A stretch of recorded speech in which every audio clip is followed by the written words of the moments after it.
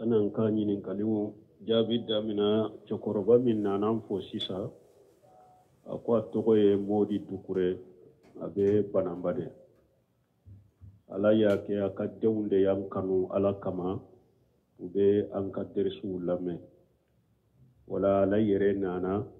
pour kana sallan fɛ kana bɔ an na an bɛ se ka ɲɔgɔn ye cogo min an b'a fɔ y'an kanu min kɛ ala kama ala k'u kanu ala kan bɛ don ala ka suma kɔrɔ ala min fana nana bɔ an na an b'a fɔ ani cɛ ani baraji an bɛ duwawu k'a ye o fana ka duwawu ka ɲɛ ala bɛ se ka sabati ni dusukalasi d'a ma cogo min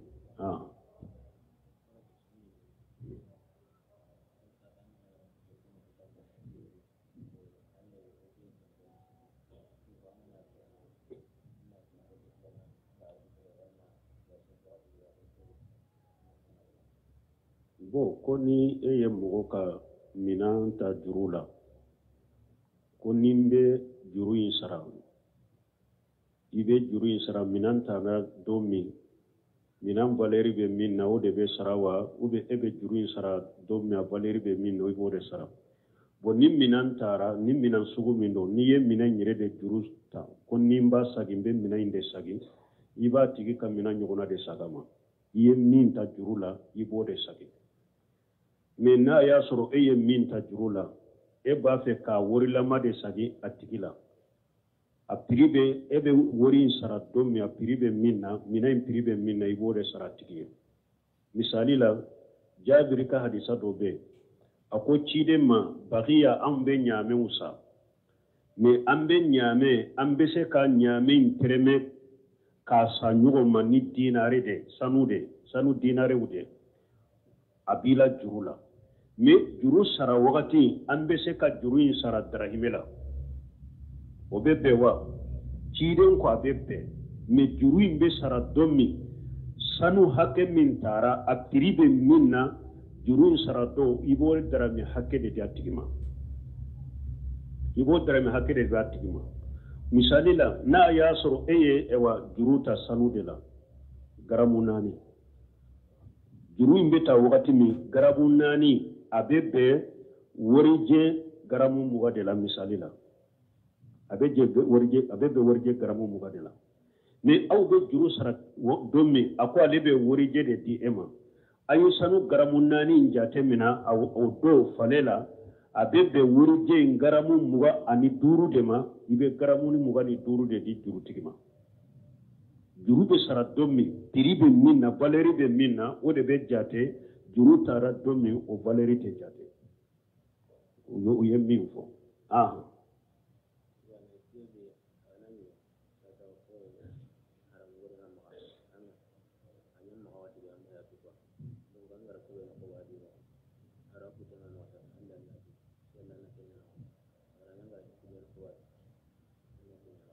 bon ko ni mɔgɔ min ni haramu wari b'i bolo e tun t'a dɔn ko haramu don haramu wari i ye minnu sa a kɔnɔna la sani k'a dɔn haramu don o kɔfɛ de i nana dɔn haramu don bɛ cogo di bon haramu wari ni mɔgɔ y'a baara b'i bolo cogoya 2 b'a la bon u b'an ba kɛ cogoya 3 cogoya fɔlɔ ni mɔgɔ min ye haramu wari baara k'a sɔrɔ a y'a sɔrɔ i ye kafiri de ni silamiyara wari in dagalen b'i ye an ye aya min fɔ qul lil ladina kafaru in yantahu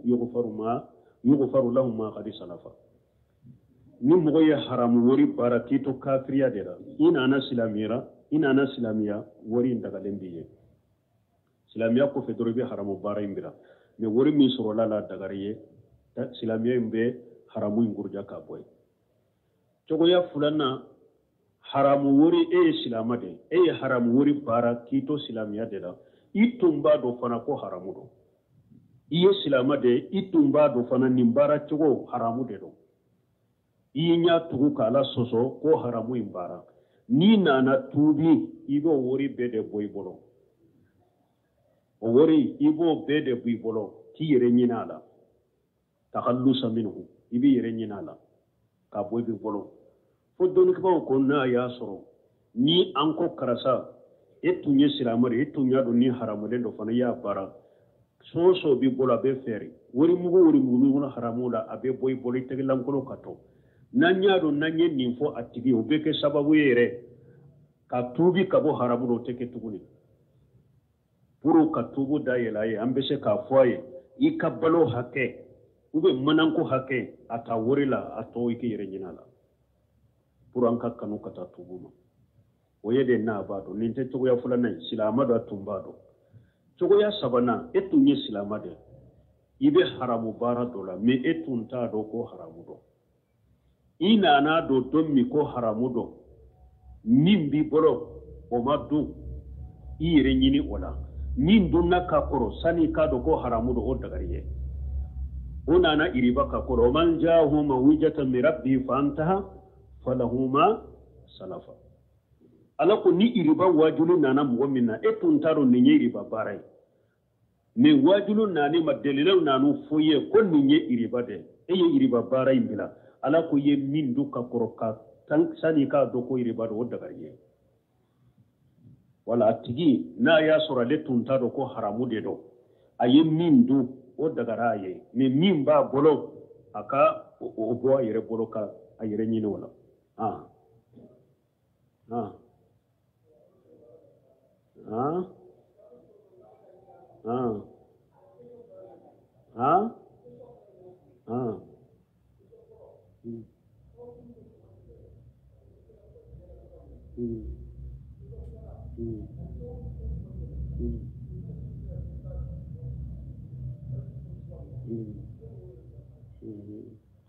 Bon, ko ale mako be fula de la sababu juman ba to mogo be ba diɲa la sababu juman ba to ni dusukun kalasi mogo ba sɔrɔ sababu min ba to mogo be ba diɲa na fɔlɔ tawhidi kala i ka faamu ala ka kɛlɛbantiya tawhidi ka kala ka faamu ka ala dɔ ka ala kala ka faamu ala ko kala ko faamu tawhidi ka sabati bolo nin de sababu fɔlɔ ye ni tawhidi sabatira mogo bolo limaniya sabatira i bolo aliya siranya sabatira i bolo sababu fɔlɔ fule nunu ye min bi i ba diɲa la a fulanna salafu salihu minnu tɛmɛna i t'u ka ɲanamaya tɔgɔ kala kitabu kɔnɔ ka damina ciden n'a ka sebaw la kana taabinaw la kana taabinaw la salafu minnu tɛmɛna u ka ɲanamaya tɔgɔ u ka taarihu kitabu kɔnɔ i ka olu kala o bɛ kɛ sababu ye ka hadamaden ba diɲa la aliya siranyaw kɔfɛ tawhidi dɔɔnin kɔfɛ limaniya kɔfɛ aliya siranya kɔfɛ mɔgɔ ɲuman minnu tɛmɛna to kala olu ka taarihu kala k'a dɔn o bɛ kɛ sababu ye mɔgɔ bɛ ba diɲa la u ɲanamayara cogo min u banna diɲɛ la cogo min n'i bɛ to k'u kala ayiwa o bɛ kɛ sababu ye ba diɲa la pour k'i ba diɲa la a sababu surumaw filɛ ninnu bɛɛ pour dusukun kalasi ka sabati i bolo dusukun kalasi min bɛ hadamaden fana dɛmɛ dusukun kalasi la a fɔlɔ ye mun ye i kana tanu ni kanu parce que dɔnnikɛbaw y'a yira yere jira sababu ye tanu ni kanu de mɔgɔ mɔgɔ ni e b'a kanu e b'a fɛrɛ i ka tanu nin ye yɛrɛ jira sababu de nin ye yɛrɛ jira taamasiyɛn de n'i b'a fɛ dusukun kalasi i k'o sɔrɔ tanu ni kanu ni o bɔ ye pewu e bɛ min kɛ i bɛ min fɔ a jate mina ne b'a fɔ ala de ne b'a kɛ ala de mɔgɔ in tanu mɔgɔ in lagosi o a bɛɛ de kelen ye fɔlɔ dɔnnikɛbaw ko dusukun kalasi yɛrɛ hakika taamasiyɛn mun ye mɔgɔ min a lagosibaga a n'a tanubaga bɛɛ ye kelen ye a bolo min b'a tanu min b'a lagosa bɛɛ ye kelen ye a bolo a ma ko t'a la parce que ale t'a kɛ e kama ale t'a fɔ e kama donc tanu ni kanu o b'i dusukun kɔnɔ n'i b'a fɛ dusukun kalasi sababu fɔlɔ tanu ni kanu o b'i dusukun kɔnɔ kɛlɛ filanan ani qati utama fima fi aidin nas iki ka taama kɛ tigɛ ka bɔ hadamadenw ka bololafɛnw na i dusukun kana dilo mɔgɔw ka bololafɛnw na i k'u taama kɛ tigɛ ka bɔ mɔgɔw ka bololafɛnw na i dusukun bɛ kalasi parce que yɛrɛ jira sababu ye mun ye ni nata bɛ hadamadenw ka bololafɛn kan i bɛ kuma dɔ fɔ purun ka karasa ka bolola fen soro ibe ko do ke puru karasa tesikin de me abadan ka bolola fen soro fo kanin de ke ikatta make tige ka bo dan fen hada madun ka bolola fen ka ni ye sababu fulana min bena ni dusu kalashe hada madun bolo sababu sabana alfiraru min aljammi ni mogo be bole mogo kala gosiliye manan kana nin fo numbe nani kana nin fo nimbe na lagosi kana nin ke nimbe nani kana nin ke nimbe lagosi nimbe mogo hakille bi yere jira ni jogo be mogo la ni ebe boli mogo kala gosili de nye ibi yere jira dan ko ikani makodo mogo kala gosili de la ala yesebo tanuno de yujahiduna fi sabilillah wala yaghafuna lawmata laim ube jahaduke ala ka sira la uti sira jalay kala sika jalage sebo ko lu wallahi ruta cidenye wa an naqula bil haqqi ayna ma kunna wala naqafu lawmata laim ko lu yillahi ruta cidenye de ko lu be yoro ko be cinya de fo uti sira jalay kala sika jalage donc ni ba fe dusukun ka kalasi i janto ni sabala tanuni kana mogo ka tanuni kanu i tama ke tige ka bo mogo ka bolola fenna donc kana sira tinya foli la kana sira tinya keli la jala kelasi ka jaragiye donc ni mogo min fana ni janto ni sabala nunu sababu ke sababu yebe dusukun kalasi so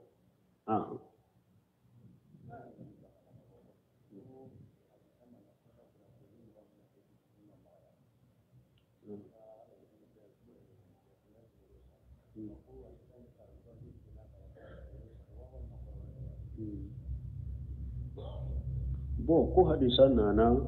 ko ciden ko mo min ba fi dusukun kam magaya ikali atinga kun kono salo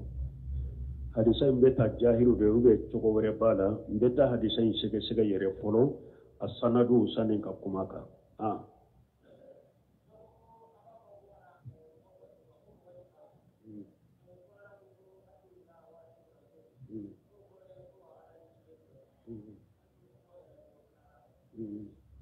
bo ko do ko anko mogo kana mogo bato ko ala ko wati ullaha wati rasula aya ala bato aka ciden bato ala bato chogo ani ciden bato chogo min mbe kelewunte me jamana falendo bida mogo ni mogo filibantini nganya jugu de la bi ala yere yo fo qur'ana kono akon nin qur'ana ni ala de yaji ni ayaw jiga kono aya munu labbenen o koro doneno o koro tese ka modo fe chogosu wa ukharu mutasabihatu famal ladina fi qulubihim maradun fayatabuna ma tasabaha min ibtighal fitna wa ibtighal tawili ila akhir al aya alako qur'ana fulede ayaw dobbe lu koro doneno o tese ka modo fe nyagambi klasite se ka nyagambi ka hakina jugo kula na ko aya woro bew ni mogo mi ukulu ye mutasabiha ude ukoro nyagambi bese ka ye ula ni mogo mi ni hakilina jugu tigiye na duskun jengenendo o aya sugu munun be qur'ana kono ale be tugu lu de ko katoku nyini ku fo mogo ye puru ka ewa ukoro nyini ani fitina nyini wodi ato ambashe tuka hadisa donana ako ciden ko ni ye mogo ye Qur'ana aya ninga niya jugu tigi bese ka profite ka hakina wore boala ni ye mogo ye abe tugu ya sugu de ko Qur'ana kono ko fo mogo ye ka wajulu kenu ku cari mogo ni nyogonche ko ala ye fitina mogo min fo ko tigi de do yere korosama jamana fule ka fa odela donc o hakilina sugu de fule nenye wa tullah wa rasula ala ka bato ye munya ala ka bato salli beke alaye sumbeke alaye sugiri beke alaye damakasi beke ni alaye me ciden batole munye ni ye sugiri be ciden ye mushrikiya shirkul akbar mukhraj min al-millah salli teke ciden yo sun teke ciden ye sugiri te be ciden ye iti dafale ni ciden batole min fora aya kono ani ala batole min foro ko kelewunte ciden batoli ye de ala yo fo aya wore kono وما أتاكم رسول فخذوه وما نهاكم عنه فانتهوا ciden batoli yode ciden ye mi fawye dinala ayen ninkete ayo kete ciden ya bal minna dinala kana ninka kana ke ciden batoli ye ninje fal yahzar alladhina yughalifuna an amrihi an tusibahum alfitna aw yusibahum ajabu alim ala ko mo ku yere kolosi mo munu be ciden fonko nyogonya na do nu be ciden kan nyamaru kan fonko nyogonya ciden ko nimbaraka ketede akon nimbaraka fotene e tara fo chogorela e tara ke ko chogorela a ku yere koloso de ma ni mi yere koloso ma fitina ni soro dian kono ye munye kam munafiqa bi dusukun kono o be la jabani sallallahu alaihi min ni ala ko watu la watu rasula korte ko ka salli ciden nyede a korte ke ka sujudu bi ciden nyede wodi ato ko ciden no be ciden man kutu fo o ba fo abdullah wala yubad rasulullah wala yukajjab ko ciden ya alaka jonde me ato bato ciden ya alaka ciden de ita galon tige yafana alaka jonda te bato abdullah wa rasulun ko ala yere ko alaka jondo alaka ciden do donc ni aya fora watu la watu rasula ala yale fana donya de wodi ato ko dondo la dona na ciden yerema ako ya shaidu na ibn shaidu la khayrun ibn khayruna ciden ko la tatruni kama ataratin nasar ibn maryam inma ana abdu fa qulu abdullah wa rasuluhu dama kulu dole na ciden ma kwanye man kan yema den kan kan mugo man kan mugo madde akwa karim majjamu kunte men ka hakela ko min nasaraw ye maryam den ke chokomi fu ya tanu kan majjamu fu ko ala do fu ko ala den wonne ala ka jonde aya fo ala ka jo aya fo ala ka cide donc watu la watu rasul min fule aya kono o korote de kwa ube woli ju daji talim min na korotoye aw be ma ba munu kulun kulun koro a korotoye aw be ma ba munu nu ye koro sogo nu ya awa akoro kolo sogo nyime ka bala ka kolo fil ana ta susu ka do aka dagala o to ciden toyere o bato toyere ni ma ba bato min fulaw boloya ni nye sira de kata fulanka fo yama mimba wala bo sira me kono watu la watu rasul korote ne nyere abe tugu ciden ko kanya mar kandela ni ciden ko yem min ka yake ni ciden ko yem min to aba toy ciden te bato ciden de mo ta galon tiya anyaw be ma ba bato ni daji talim min na yawote kelenya ala kan kisu toro ma jamana kono men ne ya fawyen ko akau lameli yere de dabila nama nin bida mugo lamelu dabila ni nin fitina mugo namu lamelu dabila dusukunte lafiya atan fana lafiya foku lamelu de dabila mugo munun ka wajulu be qur'ana ni sunna kala famu salafu sali aka wasadu da kulu lamme fitina mugo ni ewa mugo filibantu ani subu habe mugo dusuko foku lamelu de dabila ko marubul qatabi wode ke sabiq bin asilila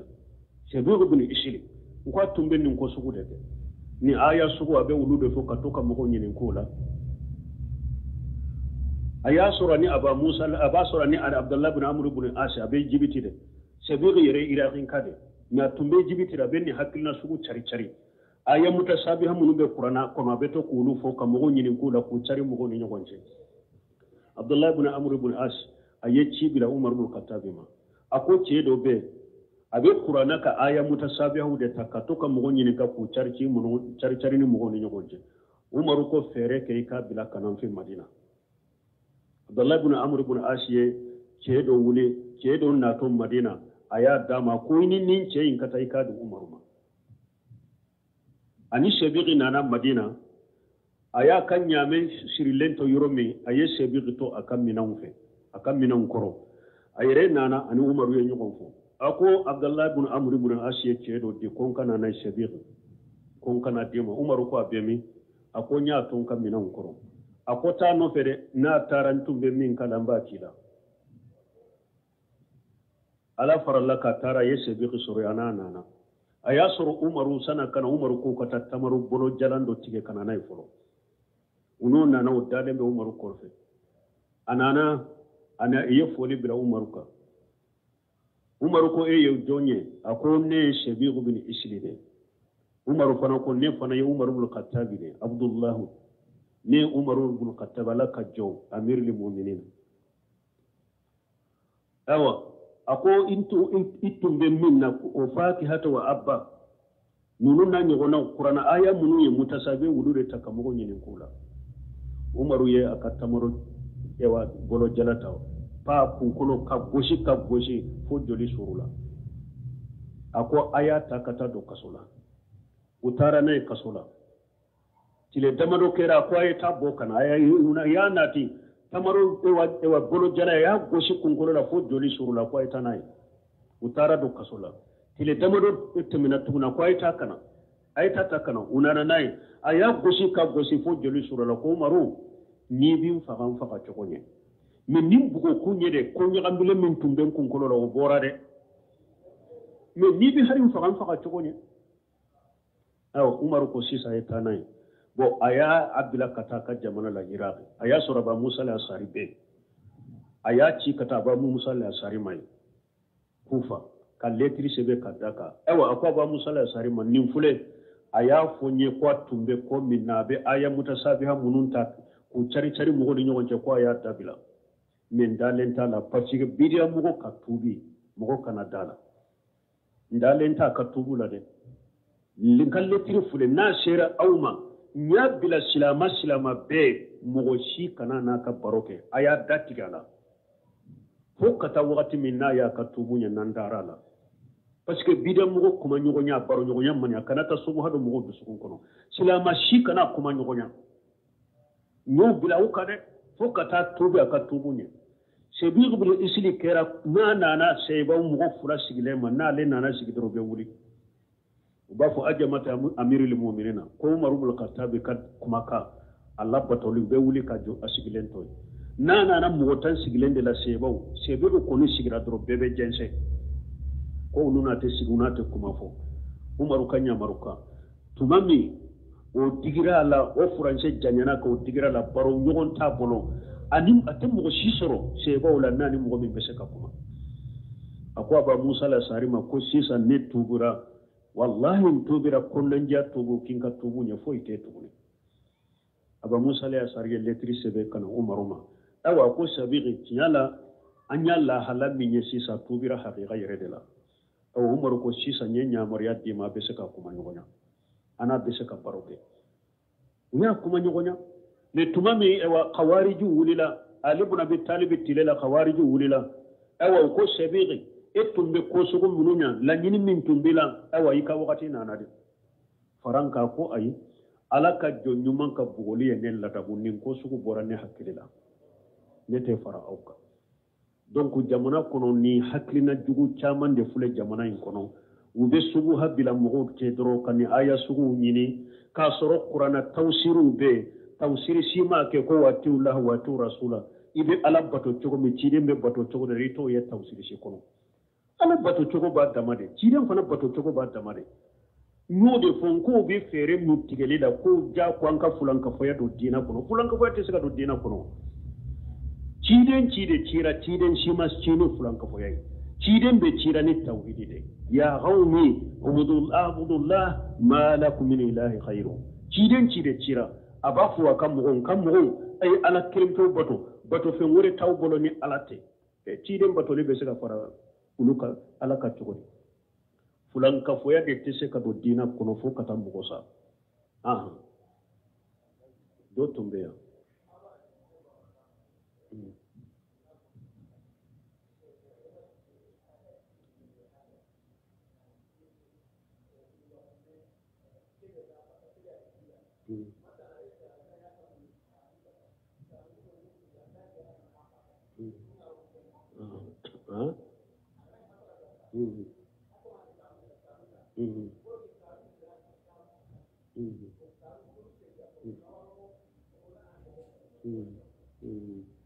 Debo kwanye iriban nafulo minfo aye soujo iriban nafulo la aya sura ye soujo ala donc na tubira so fula be ulube se ka jo kan na fakatila so to nono o fana be do kono ba anyo de fo aba kan na fakatina ka haju haketa so to munun tora na ya liman ya soro abu sadaqati rete taqallusa minhu abe kusuma chogo me abe kisuma min nan yire ya do so nunun ba bolo chogo min nan ko akan ni so nunun bo abolo o be ke sababu ya atubu bali beto amba fa ku to abolo puru kala kanu kata tubu ma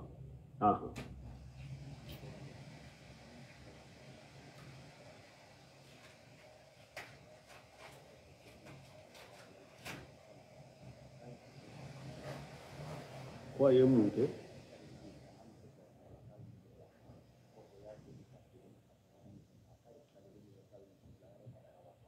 bon ko dɔ ye ɲininkali kɛ ko ale n'a muso bilala ɲɔgɔn na a y'a kali ko fɔ a k'a ka muso bila de mais o kɔfɛ u y'a deli a ma muso in bila kafara b'a kan wa kafara b'a kan nin sugu yɛrɛ ciden ko ni mɔgɔ min kalila ko i tɛ ko dɔ kɛ o kɔfɛ i nana a dɔn ko o ko in kɛli ou bien o ko in tɔli de ye hɛrɛ ye a ko kalili in kafara de bɔ i k'o ko in tɔ ye misali la nin filɛ ka kali min kan fo n k'i ka muso bila o tɛ hɛrɛ ye i k'i ka muso bilali bɔ a la o de ka ɲi donc a ka kalili kafara bɔ a kana muso in bila a bɛ kafara bɔ misiginɛ ta i y'a dɔn kafara fɛn saba bɛ i b'i ka so la o la ka jɔn kan hɔrɔnya ni jɔn tɛ i bɛ misiginɛ talla dumuni n'o o se t'i ye i bɛ misiginɛ talla fɛɛrɛ bɔ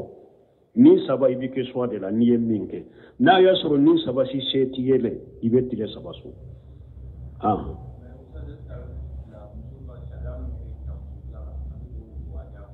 a ma muso bila o e ka kuma faamu a ko a kalila a bɛ muso bila de ni muso bɛ bila muso a kalila ko fɔ a k'a ka muso bila bon ni a kalila ko a bɛ muso bila ni muso bilala kafara t'a ka o la ni muso bilala kafara t'a ka o la mais ni muso bilali ye bilali fɔlɔ de ye sani a ka i da ka ban a bɛ daga k'a ta a ka muso dɔn mais tant que ye muso in bila kafara t'a kan ko wagati sera subhanaka allahumma rabbana bihamdika ashhadu an la ilaha illa anta astaghfiruka wa atubu ilayk kali min kɛ